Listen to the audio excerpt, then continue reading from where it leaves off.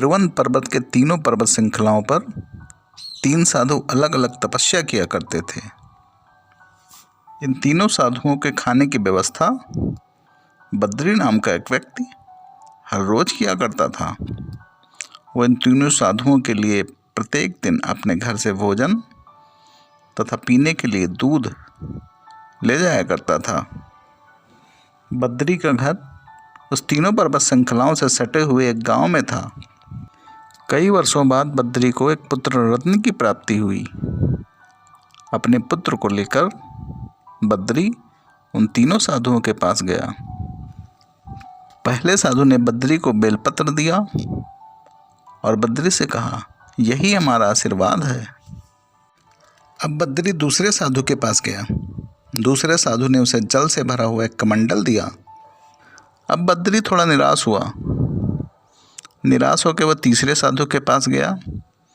तीसरे साधु ने उसे थोड़ी सी घास दी और कहा कि जाओ, यही हमारा उपहार है इस बच्चे के लिए। बद्री काफ़ी दुखी मन से अपने घर आया और अपनी पत्नी से बोला कि अब मैं उन साधुओं के पास कभी नहीं जाऊंगा। उन साधुओं ने हमारी सेवा का कोई फल हमको नहीं दिया, हमारे बच्चे को एक आशीर्वाद तक नहीं दिया और यही घास फूस पकड़ा दिया बस। इस पर उसकी पत्नी बोली कि अरे क्यों क्रोधित हो रहे हैं, उन साधुओं के पास आखिर है ही क्या जो तुमको दे। पर बद्री काफ़ी निराश मन से बोला कि मैं उन साधुओं की काफ़ी वर्षों से सेवा कर रहा हूँ, कम से कम बड़े बनने का आशीर्वाद तो दे ही सकते थे। अब मैं उनके लिए खाने की व्यवस्था कभी नहीं करूँगा। साधु से मिले उन तीनों उपहारों को बद्री ने एक कोने में रख दिया और धीरे धीरे समय बीतने लगा। बद्री का लड़का अब काफ़ी बड़ा हो गया था। बद्री ने अपने बच्चे का नाम गोविंद रखा था। गोविंद धीरे धीरे और बड़ा हो रहा था। एक दिन गोविंद ने अपने घर में रखे हुए उन तीनों चीज़ों के बारे में पूछा तो उसके पिताजी ने उसे सारी कहानी सुनाई। गोविंद कहानी सुनकर उन साधुओं पे काफ़ी गुस्सा हुआ और उस घास को उठा के बाहर फेंक दिया और अपने काम में व्यस्त हो गया। एक दिन बद्री यूं ही अपने घर के बाहर टहल रहा था, तभी उसकी नज़र एक बकरी पर पड़ी। उस बकरी के एक पाँव में काफ़ी चोट लगी हुई थी। जैसे ही उस बकरी ने बद्री के घर के बाहर लगे हुए घास को चरा, वैसे ही उसका एक पैर जिसमें चोट लगी थी वो भी सही हो गया। अब बद्री के आश्चर्य का ठिकाना नहीं रहा। बद्री को साधु के दी हुई घास का चमत्कार याद आया और उसे लगा कि हमने तो बहुत बड़ी गलती कर दी।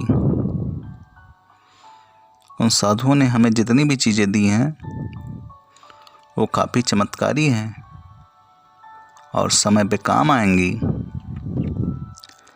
अब बद्री ने उन घास से गांव के बीमार लोगों का इलाज करना शुरू किया। अब अगर गांव का कोई भी व्यक्ति बीमार पड़ता तो बद्री अपने दरवाजे पर लगे हुए घास के टुकड़ों से कुछ रस निकालता और बीमार व्यक्ति के मुंह में डालता। बीमार व्यक्ति तुरंत सही हो जाता था। ऐसा करते करते बद्री की आर्थिक स्थिति काफ़ी अच्छी हो चली थी। पर कुछ दिन बाद गांव में एक नए संकट का प्रवेश हुआ। पूरे गांव में सूखे की स्थिति पैदा हो गई थी। काफ़ी दिन से बारिश ना होने के कारण तालाब और कुएं सूख चुके थे। लोगों के पास अब पीने के लिए पानी नहीं बचा था। तभी बद्री को साधु के द्वारा दी हुई एक कमंडल की याद आई। कमंडल में अभी भी पानी भरा हुआ था। तब बद्री ने गोविंद से कमंडल को तालाब के किनारे मंगवाया और उसमें से थोड़ा सा जल उस तालाब में डाल दिया। जल डालते ही तालाब पूरी तरह पानी से भर गया। यह सब देख गांव वाले बद्री से काफ़ी खुश हुए। उन्होंने उस तालाब से पानी पिया और अपने खेतों की सिंचाई भी की। अब वह तालाब कभी खाली होने वाला नहीं था। अब बद्री की चर्चा पास के कई गांवों में होने लगी थी और बद्री से काफ़ी लोग अब जलने वाले भी हो गए थे। जलने वाले में कई वैद्य और कई तांत्रिक हुआ करते थे। बद्री की वजह से जिनका काफ़ी नुकसान हुआ था, उन सभी लोगों ने मिलकर बद्री को मारने का एक प्लान बनाया। उस प्लान के तहत बद्री को उसी तालाब में हाथ पांव और मुंह बांध के डाल देना था, जिस तालाब को अभी उसने कुछ दिन पहले ही अपने कमंडल से भरा था। एक दिन बद्री के घर रात में कुछ लोग घुसे। बद्री जब तक कुछ समझ पाता तब तक उसके हाथ पांव और मुंह बांध दिए गए और उसे उठाकर उस तालाब में फेंक दिया गया। उन साधुओं द्वारा दी गई वो तीसरी चीज, बेलपत्र, जो बद्री हमेशा अब अपने पास ही रखता था, वो अभी भी उसके पास ही थी। उस बेलपत्र ने अब एक नाव का रूप धारण कर लिया था और बद्री उसी में सवार था। उसके हाथ पांव और मुंह की सारी रस्सियां खुल चुकी थी और बद्री तैर कर किनारे आ गया। बद्री उस नाव से नीचे उतरा और उन तीनों साधुओं का फिर से धन्यवाद दिया और अपने घर आ गया। सुबह उसने गांव वालों को सारा वृत्तांत बताया तो गांव वाले उन वैद्य और उन तांत्रिकों के पास गए।